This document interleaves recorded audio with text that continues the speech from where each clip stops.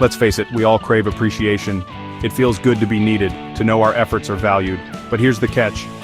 Human nature often leads us to take things for granted, especially when they come too easily. Think about it.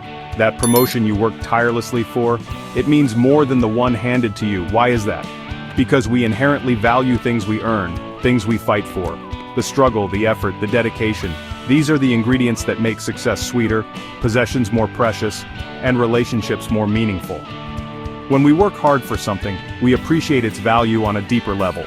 This principle applies to all facets of life, from our careers to our personal relationships. When we have to put in the time, energy, and effort, we develop a sense of ownership and pride. We learn to appreciate the journey, not just the destination. This hard-earned appreciation is far more valuable than anything given freely. The view from the top is always better after a challenging climb. Remember that. We all know someone who gives endlessly, always putting others first.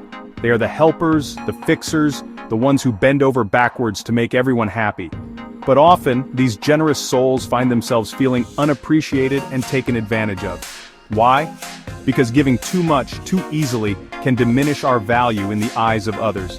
When we constantly offer ourselves without reservation, we become the default setting, the reliable constant that people begin to expect rather than appreciate. Our efforts, however well-intentioned, become commonplace, losing their impact and significance. Think of it this way: a rare diamond is treasured, its value undeniable. But a handful of common stones, though potentially beautiful, are easily overlooked. Their abundance diminishes their perceived worth. The same principle applies to human interaction. When we constantly pour ourselves into others without receiving the same level of care and consideration in return, we run the risk of depleting our own reserves. It's like running a marathon without ever stopping to refuel or rest. Eventually we burn out, leaving ourselves empty and vulnerable. Have you ever noticed how much brighter a flame burns after a brief moment of darkness?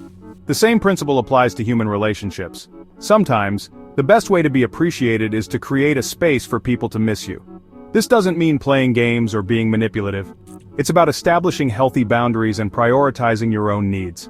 When you step back from constantly giving, you create an opportunity for others to recognize your value. They might start to notice the things you do, the support you offer, the energy you bring into their lives. Absence, even in small doses, can be a powerful tool for fostering appreciation. It allows people to experience life without your constant presence, to realize just how much you contribute. It gives them a chance to miss your laughter, your advice, your willingness to lend a helping hand. So take some time for yourself, indulge in your passions, reconnect with old friends, or simply enjoy the peace and quiet of your own company. You deserve it, and you might be surprised by how much others appreciate your presence when you return, refreshed and rejuvenated. Relationships in all their forms thrive on reciprocity. It's a two-way street, a constant exchange of energy, support, and affection. When one person consistently gives more than they receive, the balance is disrupted, leading to resentment, frustration, and an unhealthy power dynamic. That's why it's crucial to match the energy we receive from others. If someone is constantly demanding your time and attention without offering anything in return, it's time to reevaluate the relationship. Are they truly invested in you, or are they simply taking advantage of your giving nature? Matching energy doesn't mean keeping score or expecting a tit-for-tat exchange. It's about recognizing when someone is not reciprocating your efforts and adjusting your own behavior accordingly. If a friend never reaches out, stop reaching out to them first. If a family member constantly criticizes without offering support, limit your interactions. Remember, you teach people how to treat you by what you tolerate. By matching the energy you receive, you create healthy boundaries and foster relationships that are mutually beneficial and fulfilling. Overgiving, while often stemming from a place of love and generosity, can come at a high cost. When we constantly pour ourselves into others without replenishing our own reserves, we risk burning out, leaving ourselves depleted and emotionally exhausted. Imagine a candle burning brightly, its flame illuminating the darkness. But as it burns, the wax melts away, slowly diminishing its size and strength. Eventually the flame flickers and fades, leaving behind nothing but a pool of hardened wax.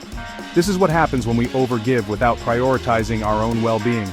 We give and give, our energy dwindling with each act of selflessness until there's nothing left to give.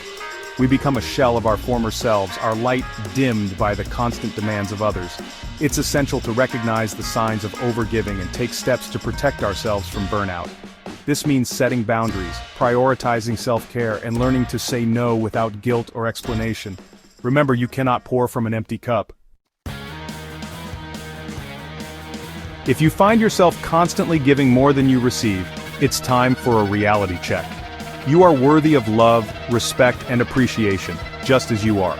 You don't have to earn these things by constantly proving your worth through acts of self-sacrifice. Start by recognizing your own value. What are your strengths, your passions, your dreams? What makes you unique and special? Embrace these qualities and own your worthiness. You are not defined by what you do for others. You are valuable simply by being you. Once you internalize your own worth, you can start setting boundaries and demanding the same level of respect and consideration that you so freely give. This might mean saying no more often, prioritizing your own needs, or walking away from relationships that are no longer serving you. Remember, you teach people how to treat you. If you constantly put yourself last, don't be surprised when others follow suit. But when you value yourself and act accordingly, you attract people who will treat you with the respect and appreciation you deserve. Relationships, whether romantic, platonic, or familial, should be built on a foundation of mutual respect and reciprocity. This means both parties feel valued, appreciated, and supported. It's not about keeping score or expecting a perfectly balanced equation, but rather about creating a dynamic where both individuals feel comfortable giving and receiving in equal measure. When we value ourselves and set healthy boundaries, we attract people who are willing to meet us at that level. We create relationships that are based on mutual respect, admiration, and a genuine desire to see each other thrive. Remember, you deserve to be surrounded by people who appreciate you for who you are, not for what you can do for them. Don't settle for anything less. Building healthy, fulfilling relationships requires effort, communication, and a willingness to be vulnerable. But when both parties are committed to creating a dynamic of respect and reciprocity, the rewards are immeasurable.